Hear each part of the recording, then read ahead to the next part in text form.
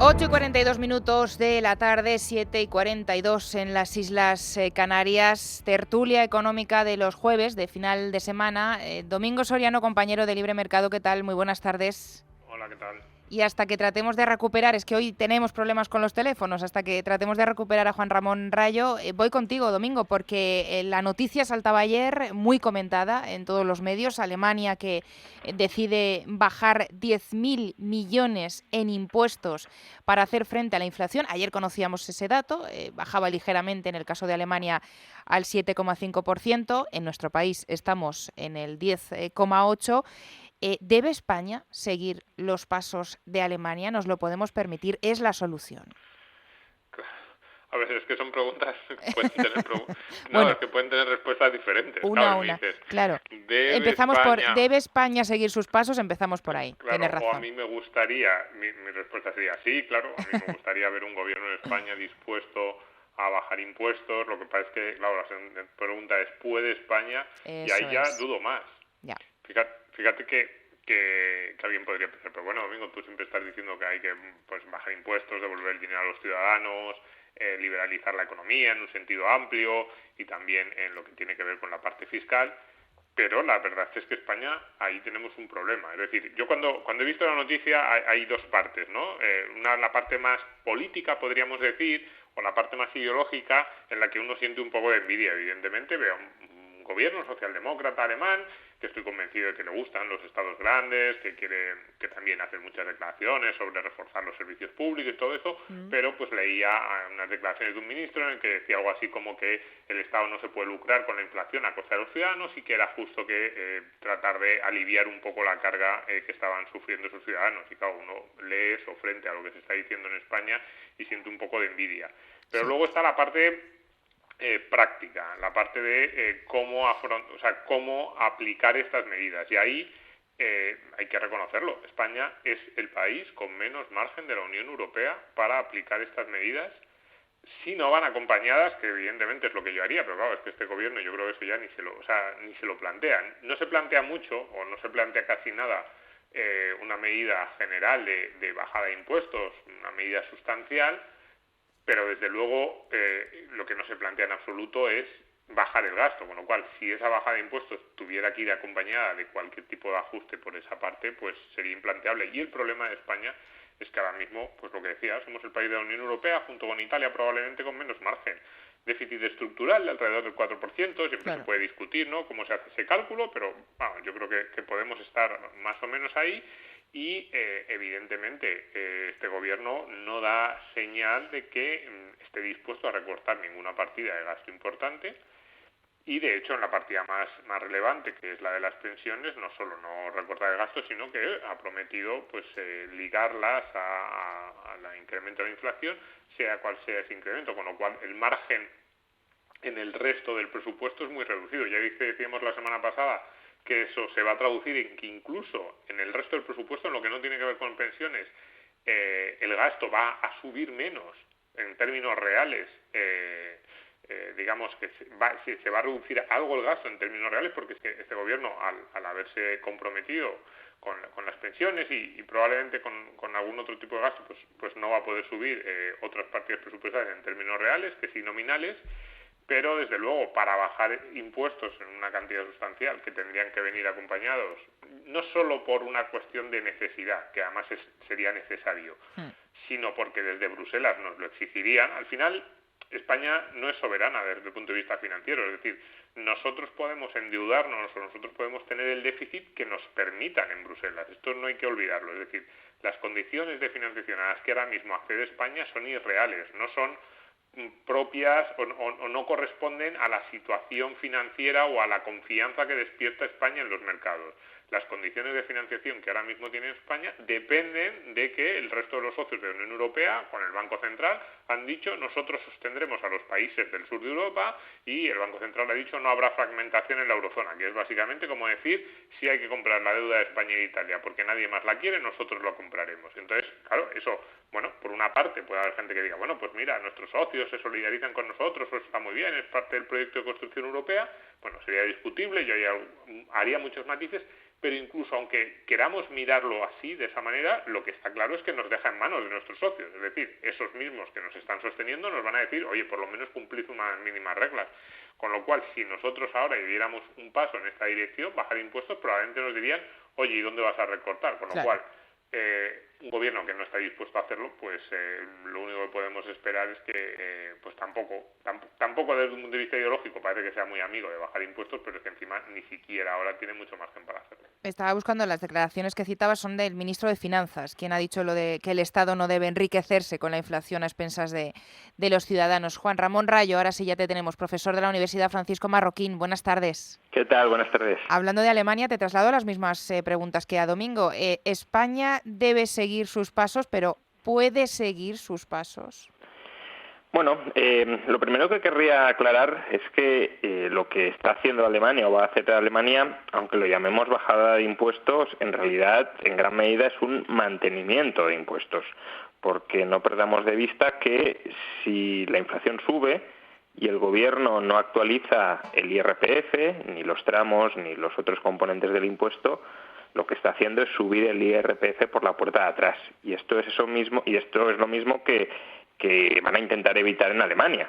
Es decir, en Alemania la bajada de impuestos, la bajada entre comillas, simplemente es que se actualizan conforme a la inflación ciertos componentes del IRPF y no todos. El tramo más alto ni siquiera se actualiza, con lo cual las rentas más altas sí van a experimentar una subida impositiva. ¿Y por qué no actualizar el impuesto cuando hay inflación supone subir los impuestos o equivale a subir los impuestos? Bueno, lo más fácil de entender es si la inflación es el 10 y a mí me suben el sueldo un 3 o un 4%, y yo me estoy empobreciendo, no gano lo mismo que el año pasado, pero como me han subido nominalmente el impuesto, pagaré más IRPF. Bien, esa es la forma más sencilla de entenderlo y es correcta, pero es que incluso aunque no te suban nada el sueldo, si no te suben el sueldo y la inflación es del 10%, es como si te hubiesen bajado el sueldo un 10%. Si a ti te bajan el sueldo, pagarías menos, si te lo bajan en términos nominales, pagarías menos IRPF. Si no pagas menos IRPF después de haber sufrido un empobrecimiento en tu capacidad económica, es como si se te hubiera incrementado el IRPF, como si el gobierno hubiese subido el impuesto, porque para una capacidad económica más baja está cobrando un tipo más alto que el año anterior. Con lo cual, desde un punto de vista digamos, de principios, ni siquiera estamos aquí abogando porque se bajen los impuestos, que obviamente sería lo ideal. Estamos abogando porque no se suban. E incluso iría más allá. Desde un punto de vista ya no estrictamente económico, aunque al final también, por cuestiones de visibilidad, aunque creamos que hay que subir impuestos, obviamente Domingo no quiere que se suban los impuestos, prefiere que se baje el gasto, pero cuando decía, es que no tenemos margen, somos el país que menos margen tiene. Entonces, a lo mejor dentro de las coordenadas que nos ha dejado este gobierno, efectivamente la única solución es subir impuestos para no quebrar. Bien, pero incluso aunque eso sea así, lo que habría que hacer es, primero, actualizar el IRPF y, segundo, ir a las Cortes y aprobar una subida de impuestos visible. Porque lo que está sucediendo ahora es que este gobierno está incrementando los impuestos sin que la población sea consciente de ello y sin que este gobierno pague peaje político por subir los impuestos. Con lo cual, claro, gastamos más, subimos los impuestos, pero la gente no se entera de que le están subiendo los impuestos y la gente cree que ese mayor gasto que está vendiendo este gobierno en gran medida para generar redes clientelares y atar votos, pues que sale gratis y que su empobrecimiento o el empobrecimiento que están notando de su bolsillo no tiene nada que ver con ese gasto. No, sí lo tiene que ver, y por eso al votar es importante que tengamos claro qué nos da el Estado en forma de gasto y qué nos quita para financiar ese gasto. Y esa visibilidad ahora no existe o se está rompiendo, por lo que digo, porque no está habiendo una subida de impuestos explícita, sino implícita, escondida detrás de la inflación. Por eso, ya digo, incluso aunque creamos que España no se puede permitir ya no bajar, sino mantener los impuestos, habría que actualizar el IRPF y con el IRPF actualizado a la inflación, es decir, con las cuentas claras, ir al Parlamento y decir, mira, pues creo que para que España pueda pagar todo el gasto público que está gestando, por ejemplo, el aumento del gasto en pensiones, aunque van por partidas distintas, pero para entendernos, al final es todo lo mismo, hay que subir el IRPF a las rentas bajas y medias en 5 puntos, porque si no, no llegamos. Entonces, a lo mejor esas rentas bajas y medias se empiezan a plantear, ¿de verdad hay que indexar todas las pensiones al IPC o a lo mejor algunas no habría que indexarlas? Pero ya digo, esto el gobierno obviamente no lo va a hacer porque le sale más a cuenta gastar más, subir impuestos, engañar o ocultar que está subiendo impuestos y por tanto no sufrir ningún peaje político, no pagar ningún peaje político, y como no lo va a hacer, pues vamos a seguir en este proceso de engaño masivo y de población anestesiada e inconsciente sobre lo que está sucediendo. Es que tenemos que tener en cuenta que mayo está prácticamente a la vuelta de la esquina y claro, cada movimiento y cada estrategia del gobierno, pues ya sabemos lo medida que va. Vamos con la inflación de Estados Unidos porque nos quedan pocos minutos y también quería tratar este asunto con los dos. Baja al 8,5 en julio. Domingo, ¿supone o no supone un pequeño respiro a la economía estadounidense que ya a finales de julio pues hablábamos de que entraba en lo que los expertos consideran recesión técnica?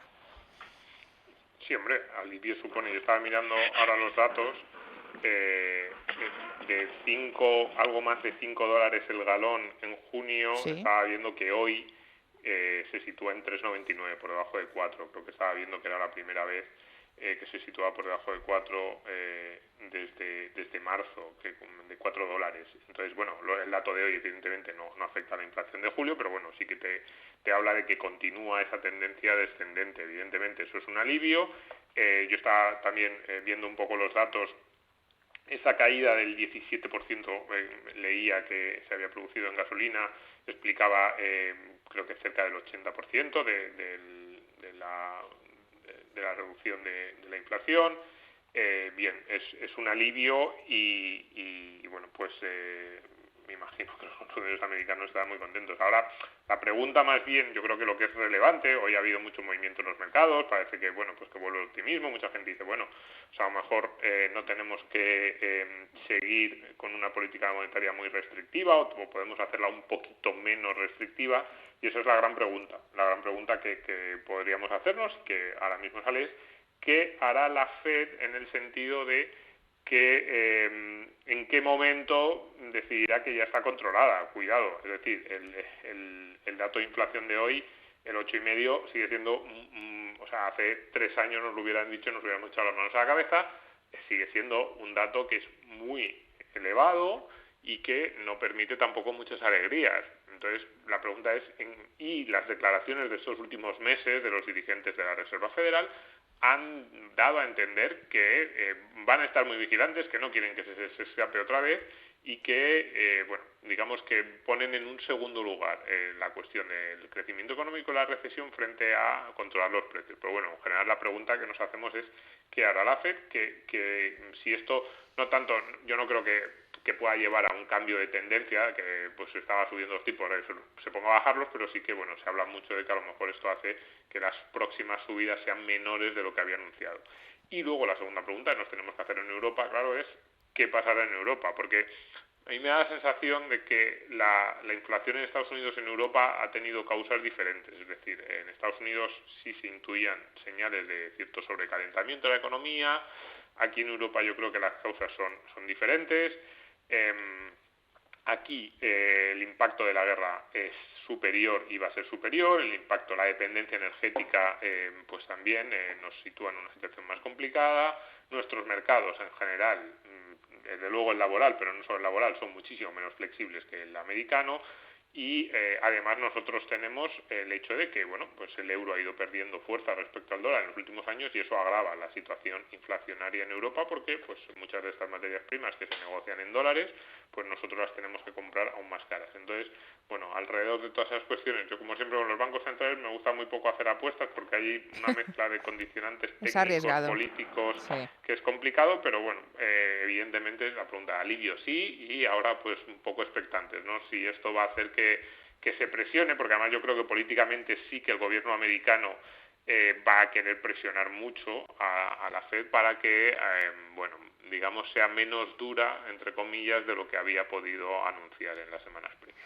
Alivio sí, Rayo, dice Domingo. Otra cosa es que Biden acepte la realidad y él insiste en la robustez de su economía, especialmente se queda con ese dato de la tasa de desempleo del 3,5%. Yo no sé cómo interpretas tú el dato de la inflación de Estados Unidos. Bueno, es un dato que en parte era esperable. En las últimas semanas, claro, habida cuenta de la evolución que han seguido en los mercados internacionales, precios como el del crudo o de varias materias primas que están, o metales que están por debajo, su precio está por debajo de antes de la invasión de Ucrania. Aquí la cuestión es por qué se ha producido esta desinflación global del precio de materias primas, y la explicación más importante es que por un lado, la economía china no está en su mejor situación, al menos ahora mismo, y por otro, las subidas de tipos de interés de los bancos centrales, sobre todo de la Reserva Federal, han alimentado un cierto temor de recesión o desaceleración económica intensa.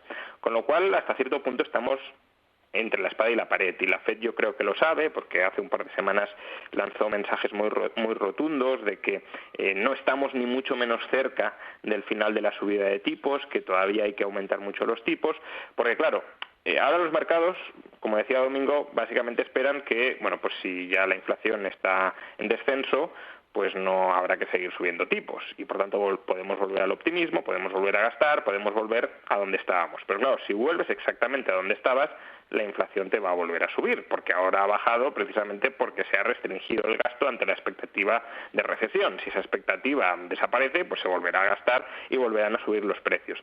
Este fue el error que cometió la FED en los años 70, aprovechar cualquier aparente alivio de las tendencias inflacionistas para dejar de restringir la política monetaria, y eso generó pues una de las mayores inflaciones de la historia de Estados Unidos, y la necesidad de que a finales de los 70, a principios de los 80, los tipos de interés se dispararan.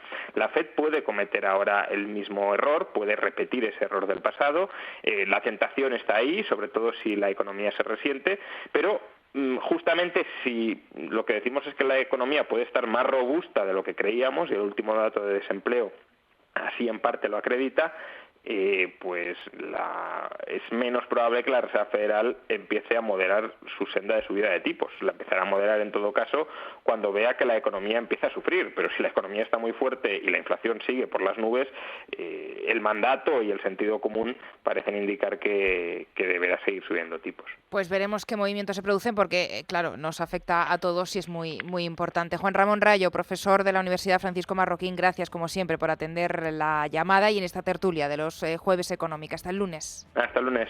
Domingo Soriano, hasta el lunes. A ti también. Gracias.